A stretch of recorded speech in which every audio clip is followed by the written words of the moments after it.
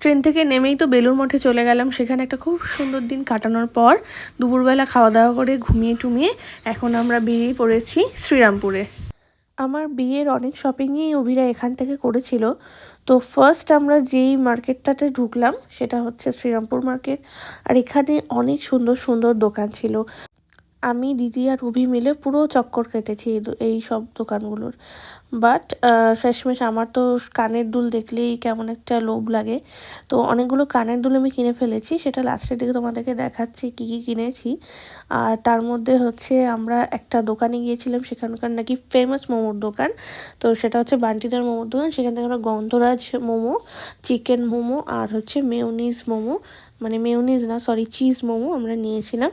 তো সবাই মিলে খাওয়া দাওয়া করে একটু ঘুরে ফিরে তারপরে শপিং টপিং করে চলে এলাম স্টেশনের দিকে। আর এই আন্টিরা নাকি খুব ভালো ঝালমুড়ি মাখা বানায়, তো দিদি সেটাই বলছিল। আর সত্যি ঝালমুড়িটা খেয়ে দেখলাম, খুবই ভালো খেতে।